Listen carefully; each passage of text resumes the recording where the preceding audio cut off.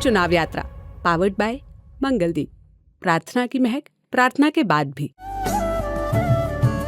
प्रार्थना की महक प्रार्थना के बाद भी।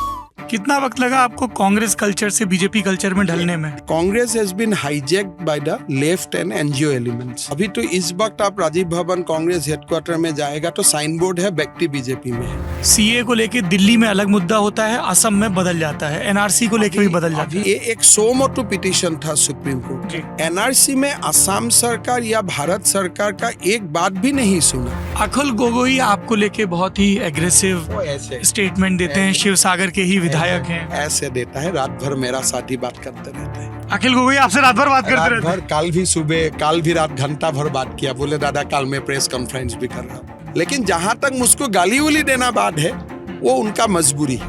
लोगों ने कहा आपने परसीमन भी इस तरह से हुआ कि बरपेटा भी आपके लिए फेवरेबल हो गई। कोई लोग दुविधा में भी है कि डालो ना डालो, लेकिन कम से कम इस बार मुसलमान समुदाय कांग्रेस के लिए आगे नहीं आया है। नमस्ते, मेरा नाम सौरभ द्विवेदी है। हम इस वक्त लोकसभा चुनाव के मद्देनजर असम में हैं। 14 सीटें हैं। जिस एक सीट की सबसे ज्यादा चर्चा है वो है जोरहाट की सीट। डिलिमिटेशन के बाद स्वरूप बदला। कलताबोर के जो सांसद थे गौरव गोगोई, वो अब यहाँ चुनाव लड़ने आए हैं। बीजेपी की सिटिंग सांसद हैं तपन गोगोई।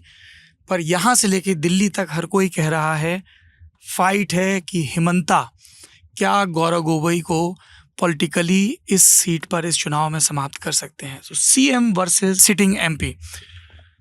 सब लोग कह रहे हैं कि लड़ाई बड़ी पर्सनल है पॉलिटिकल से ज्यादा। ये ज्यादा नहीं है। हमें मैंडेट है कि असम में मैक्सिमम सीट देना। तो 14 में 13 सीट कम से कम असम में से जीते। हमारा तो लड़ाई इसके लिए है। बाकी कौन सामने कौन है वो देखना मेरा काम नहीं है। मेरा काम है मोदी जी का कैंप में, मोदी जी का टीम में असम में 13 संसद प्लास हो जाए। ये 14वीं सीट आप धुबरी की छोड़ देते हैं क्या? देखिए, धुबरी संभव नहीं है। ये हमारे प्रतिकूल नहीं है, समय लगेगा। लेकिन ये सीट में हमें और ऑर्गेनाइजेशन को इम्प्रूव करना पड़ेगा। थोड़ा सा काम बाकी है। मैं कल डिब्रूगढ़ में घूम रहा था फ्रूट मार्केट में। बहुत सारे मुस्लिम समुदाय के लोग थे। बोले हिमंता बहुत अच्छे हैं लेकिन बीजेपी में है तो वो हमको दिक्कत हो जाता है। ये कोई आपको ऐसा एक डुअलिटी दिखती है क्या? देखिए, असम में इस बार भारी संख्यक मुसलमान बीजेपी को वोट डालेगा। कोई लोग दुविधा में भी है कि डालो ना डालो, लेकिन कम से कम इस बार मुसलमान समुदाय कांग्रेस के लिए आगे नहीं आया है। अंततः वो कांग्रेस को ही वोट दे सकता है या बीजेपी को कोई भी देगा। लेकिन जैसे यही टाउन आप पकड़िए, पूरा 40,000 मुसलमान है। रैली में मुसलमान ही था। और जैसे मेरा 23 तारीख पूरा 3 सीटों में चुनाव सभा है जहाँ 100% मुसलमान है। और हम तो सीधा हमारा बात भी बोलता हूँ, लेकिन हजारों लोग आएगा, बात सुन रहा है। ट्रिपल तलाक का बात भी सुन रहा है। पॉलीगेमी का बिल में बंद करूंगा, पॉलीगेमी बंद करूंगा, वो भी उनका सामने ही जाके मैं बोल रहा हूँ। मैं बोल रहा हूँ कि भाई माइनर का शादी नहीं होगा। उनका सभा में जाके मैं सीना ठुक के बोल रहा हूँ। मैं बोला यूसीसी आपके लिए अच्छा है।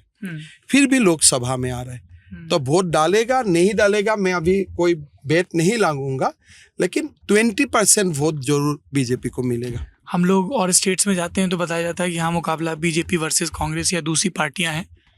असम में आते हैं जब भी तो कहा जाता है कि यहाँ 2 कांग्रेस हैं, एक कांग्रेस और एक हिमंता कांग्रेस।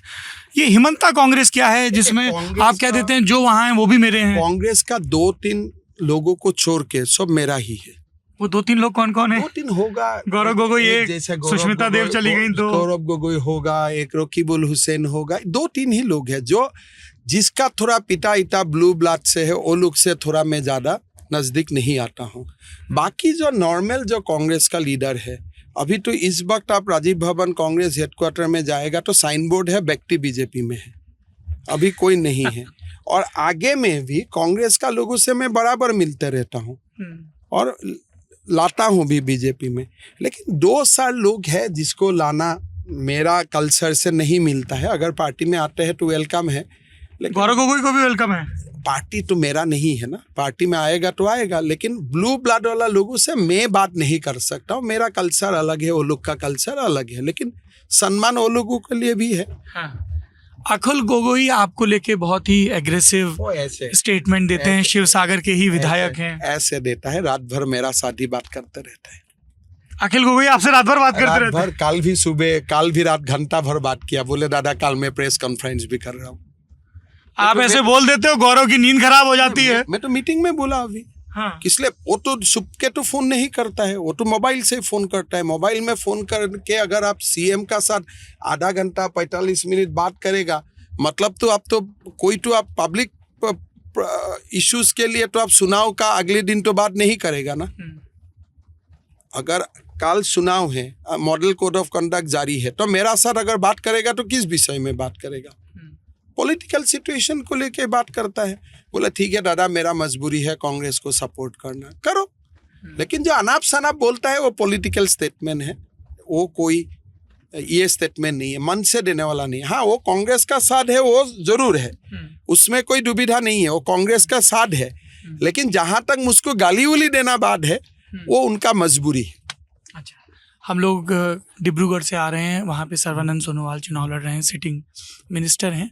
कई लोगों ने कहा कि उनकी सीट बदलने की जरूरत क्यों पड़ी, और एक टी ट्राइब फैक्टर गिनाया गया कि आप रामेश्वर तेली जी को लड़ाते थे, वो उस कम्युनिटी से आते हैं। देखिए, हम लोग के लिए ये जरूरी था सोनोवाल साहब उधारी चुनाव लड़े, और जो एक हमारा रणनीति होता है, हम जो समीकरण बनाता हूँ, वो समीकरण में सोनोवाल जी का वहाँ जरूरत था। इसलिए मैं ही पार्टी को गुजारिश किया कि सोनोवाल जी को लड़ने दीजिए। हालांकि उनका राज्यसभा में और 4 साल बाकी था, और उनका मन भी नहीं था। उनका मन तो देखिए, चुनाव लड़ने का सबका मन होता है, लोगों का जो आशीर्वाद होता है, खास करके जब आप 5 लाख 6 लाख वोट से आप जीतते हो तो किसका मन नहीं होता है। जब पॉलिटिकल में होता है, उनको राज्यसभा बन के ज्यादा खुश नहीं लगते हैं, लेकिन लोकसभा का चुनाव जीतना, विधायक बनना एक अलग ही बात होता है। एक चर्चा दिल्ली में और दूसरे प्रदेशों में होती है कि ये विद इन द पार्टी सबसे स्मूथ पॉलिटिकल ट्रांजिशन रहा। 5 साल सर्बानंद सोनोवाल, पिछली बार जब मैं आपसे मुखातिब था तब आप मंत्री थे उनकी सरकार में, और 5 साल के बाद आप बन गए। दोनों का कोई स्टेटमेंट नहीं दिखता है, कोई गुट नहीं दिखता है। हमारा सबसे बढ़िया संबंध है। जब उन्होंने मुख्यमंत्री मुझको छोड़ा, नड्डा जी, अमित शाह जी का साथ हम लोग दोनों गया। नड्डा जी ने बोला कि इस बार सोनोवाल बनेगा, तो तुरंत हमें हैंडशेक किया और एक ही गाड़ी में हम अपना उनका घर में आया। फिर वो जब मुख्यमंत्री, जब तक सेंट्रल मिनिस्टर नहीं बना, तब तक मैं मुख्यमंत्री का निवास में नहीं गया। मेरा जो भी प्रोटोकॉल है उनका साथ ही रहा जब तक वो केंद्रीय मंत्री नहीं बना। जब वो सेंट्रल मिनिस्टर बना, धीरे धीरे मैं अपना काम संभाला। तो हमारा बेस्ट ऑफ रिलेशन है, बड़ा भाई जैसा है। और मैं तो पॉलिटिक्स में ये विश्वास भी नहीं करता हूँ भाई, जिसका जो है वो होते रहेगा, काम करते रहो। कितना वक्त लगा आपको कांग्रेस कल्चर से बीजेपी कल्चर में ढलने में? देखिए, कांग्रेस कल्चर बोल के कुछ नहीं था। हम लोग असम में कांग्रेस को ही, बीजेपी का जो आज नीतियाँ था, हम कांग्रेस में वही कर रहा था। जब आपको मालूम होगा, गोगोई साहब जब हम मिनिस्ट्री में था, गोगोई साहब बोला था हु इज अजमल, तो ऐसे तभी भी हम टक्कर लेते थे जिसका साथ टक्कर लेने का जरूरत होता था। तो हमें कोई अलग काम नहीं कर रहा हूँ बीजेपी में आके। तब भी असम का अस्मिता के लिए लड़ाई रख किया था, तुष्टीकरण का खिलाफ बोलता था, भाई हिंदू का स्पेस होना चाहिए, तब भी बोलता था, आज भी बोल रहा हूँ। तो बहुत ज़्यादा कोई कल्चरल चेंज मुझे नज़र नहीं लगता है। और तब कांग्रेस लेफ्टिस्ट भी नहीं था ना। अभी कांग्रेस से बीजेपी आना मुश्किल है, लेकिन हमारा ज़माने में Congress was not this kind of Kanhaiya Kumar kind of party नहीं था। तब तो एक सोवर नेशनलिस्ट पार्टी था, थोड़ा सा ठीक है, राइट लेफ्ट थोड़ा सा मिक्स था, लेकिन एकदम लेफ्ट टिल्टेड कांग्रेस तब नहीं था। आपको अब लग रहा है कि लेफ्ट कोटरी ने कब्जा कर लिया? अभी तो 100% लेफ्ट टिल्टेड है। कांग्रेस का मैनिफेस्टो देखिए, आप निकाल के रखिए, 2001 का मैनिफेस्टो, 7 का मैनिफेस्टो, या पहले का मैनिफेस्टोज और आज का मैनिफेस्टोज में आपका क्लियरली और शिफ्ट मालूम पड़ेगा। Congress has been hijacked by the left and NGO elements, लेकिन हमारा समय में वो नहीं था। भलाई मेरा गांधी फैमिली से डिस्कम्फर्ट हुआ, मैंने निकाल के आया, लेकिन तब कांग्रेस लेफ्ट में जाना, एनजीओ सिस्टम में जाना का वो शुरुआती दौर था। तो इसीलिए I was not impacted by that. और अभी तो मेरा 10 साल हो गया, मैं भूल भी चुका हूँ कभी मैं कांग्रेस में था। नहीं, पर लोग जब तक याद करते रहते हैं। अभी याद नहीं करना सही। आप उस मीटिंग में थे 2014 की, जिसमें गौरव गोगोई का कैंडिडेट डिसाइड हुआ था। देखिए, एक दशक हो गया और जब गौरव गोगोई का कैंडिडेट डिसाइड हुआ तब तरुण गोगोई ने बोला मेरा बेटा को बनाओ, मेरा भाई का सीट में बना लो, क्या है। तो वो सब में हम लोग ज्यादा personalise, Assam is not a personalise kind of politics, तो वो नहीं है। मुझे 13 सीट का जरूरत है, अगर जरूरत नहीं होता था तो मैं यहाँ कैंपेन के लिए भी नहीं आते थे। जीते एक सीट क्या है, लेकिन वो एक seat will make Naugaon, Jorhat, Barpeta कोई नहीं छोड़ेंगे। मैं अब इस बार छोड़ने वाला नहीं हूँ। लोगों ने कहा आपने परसीमन भी इस तरह से हुआ कि बरपेटा भी आपके लिए फेवरेबल हो गई है। ऐसा नहीं है। असम में पहले कभी 22 मुसलमान विधायक नहीं बनता था, इस बार 22 मुसलमान विधायक बनेगा। असम में कभी 3 लोकसभा मुसलमान जीतने के लिए क्षमता नहीं रखा था, हर सीट में थोड़ा थोड़ा उनका प्रभाव था, लेकिन परिसीमन का बाद असम में 3 सीट मुसलमान के लिए एक प्रकार रिजर्व जैसा हो गया। 126 में 22 सीट 23 सीट जैसे मुसलमान के लिए रिजर्व हो गया। इसीलिए कोई मुसलमान ने परिसीमन का खिलाफ नहीं किया। एंड मुसलमान सोचते हैं कि परिसीमन से उनका एम्पावरमेंट हुआ। आखिरी सवाल, सीए को लेके दिल्ली में अलग मुद्दा होता है, असम में बदल जाता है, एनआरसी को लेके भी बदल जाता है। अभी सीए का मुद्दा खलास हो गया, असम का लोग समझ गया कि सीए ठीक था, एक एजिटेशन बेकार था। अभी तो हम उल्टा एजिटेशनिस्ट का ऊपर आरोप लगा रहा हूं कि तुमने असम का लोगों को गुमराह क्यों किया था। इस बार जब सीए आया, असम में एक जगह में 10 लोग भी बाहर नहीं आए, इसलिए लोगों को ध्यान में आ गया कि इससे साथ तो असम का कोई प्रॉब्लम नहीं है। लोगों ने कहा कि हिमंता सरकार ने सख्ती और चौकन्नापन भी रखा, डीजीपी दुरुस्त, कहीं जरा थोड़ा भी प्रतिशोध वहीं पे। देखिए, सरकार चलाने से कानून को रखवाना पुलिस का काम होता है, लेकिन पुलिस का सख्ती का मतलब क्या है? थोड़ा 2 साल पुलिस ज्यादा डिप्लॉय होता है, लेकिन जो एजिटेशन करता है उनका जुनून अलग होता है। पुलिस देख के क्या वो एजिटेशन नहीं करेगा, हंगर स्ट्राइक नहीं करेगा। मैं पुलिस है रोड में, लेकिन मुझको ये पसंद नहीं है। मुझको फास्ट ऑन टू डेथ करने में क्या प्रॉब्लम है, हंगर स्ट्राइक करने में क्या प्रॉब्लम है, ज्ञापन देने में क्या प्रॉब्लम है। इस बार तो कोई ज्ञापन भी नहीं दिया। और एनआरसी तो हम चाहते हैं असम में, लेकिन that is in the context of Assam. India में हमें नहीं चाहिए। आपकी गृह मंत्री अमित शाह से इस बारे में वो नहीं चाहिए। अभी नहीं, अभी तो सुप्रीम कोर्ट का मामला है ना, ये तो सुप्रीम कोर्ट ने बोला असम में एनआरसी का जरूरत है। गृह मंत्री जी ने नहीं बोला, प्रधानमंत्री जी ने नहीं बोला, सुप्रीम कोर्ट ने बोला।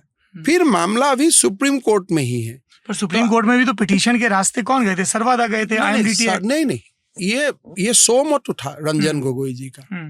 IMDT वाला 20 साल पुराना है, वो सब कोई डिस्प्यूट वाला नहीं है। एनआरसी ये एक सो मोटो पिटीशन था सुप्रीम कोर्ट का। एनआरसी में असम सरकार या भारत सरकार का एक बात भी नहीं सुना। और आप उसके नतीजों से भी सहमत नहीं? हम नतीजे से भी सहमत नहीं हूँ। किसलिए? कोई एक एग्जीक्यूटिव दलील अगर जुडिशियरी का निगरानी में होता है और बोले सरकार कुछ नहीं करेगा, हम ही करेगा, तो कोई ना कोई तो प्रॉब्लम रह ही जाएगा। अब तो जुडिशियरी तो हियरिंग लेता है 1 महीना बाद। फील्ड में कौन काम करता है? अधिकारी को कौन देखते हैं? सरकार देखते हैं। लेकिन चीफ जस्टिस साहब ने ऑर्डर दिया कि अधिकारी को इस मामला में सरकार नहीं देखेगा। तो वो राज्यसभा सांसद, आपने पूछा नहीं रंजन गोगोई जी से कि क्या था? I am advocate of the court. मैं कोर्ट में काफी साल काम किया, सो मैं जानता हूँ क्या चीज पूछना होता है, क्या पूछना नहीं चाहिए। बीजेपी के 2 CM हैं जिनकी स्टेट के बाहर बड़ी डिमांड होती है, यूपी के हमारे होम स्टेट के योगी आदित्यनाथ और असम के हिमंत बिश्व शर्मा। जब दूसरे स्टेट्स में जाते हैं तब आपको क्या रिसेप्शन मिलता है? देखिए, जहाँ जहाँ हमारा पार्टी स्ट्रांग है वहाँ आपको अच्छा रिसेप्शन मिलता है, लोग प्यार मोहब्बत से मिलता है। जहाँ हमारा पार्टी स्ट्रांग नहीं था, एक जमाना का बात बोल रहा हूँ, वहाँ थोड़ा लाकवाम होता है। वो चुनाव का सिचुएशन का हिसाब से आपको मिलता है। मैं इंडिविजुअल को नहीं जानता हूँ, मैं यही जानता हूँ कि एक पॉलिटिकल पार्टी का अगर मूड अच्छा है, आज मैं जहाँ भी जाऊँ बहुत बढ़िया रिसेप्शन मिलूंगा। मैं 3rd फेज खत्म करके बाहर निकालूंगा, रिसेप्शन बहुत अच्छा होगा। लेकिन वो स्टेट का मूड हमारा साथ नहीं है तो रिसेप्शन अच्छा नहीं होगा, ये जाहिर सा बात है। कई चीफ मिनिस्टर्स को दिल्ली बुलाया जा रहा है, पूछा जा रहा है हिमंता कब आएंगे दिल्ली की टीम में, ऐसे कोई चांसेस हैं? नहीं, अभी असम में काफी काम करना है और पीएम मोदी जी का एक विजन है असम को लेके, और मोदी जी ने मुझको सुना है कि भाई तुम ये काम करो। जब मोदी जी को लगेगा कि ये काम हिमंत से हो गया है और आगे किसी को जिम्मा देना है तो अब जिम्मा लेगा। अगर लोगों को लगेगा नहीं मेरा सेवा दिल्ली में ज़्यादा ज़रूरत है तो अब दिल्ली बुलाएगा। लेकिन बीजेपी में रहते हुए मैंने यही सीखा हूँ कि भाई अपना कोई एम्बिशन नहीं होना चाहिए, पार्टी का ऊपर समर्पण कर देना चाहिए। पार्टी आपका निर्णय लेगा और निर्णय अच्छा ही लेता है। ये हमारा बड़ा छोटा एपिसोड है, हम बहुत डिटेल में बात करते हैं रिसर्च करके। जब भी आपको लगता है कि मेरे से आपको कुछ मैं शेयर कर सकता हूँ, पक्का मेरे से कुछ आपको पूछना है, Thank you. I am available. देखते रहिए ललन टॉप।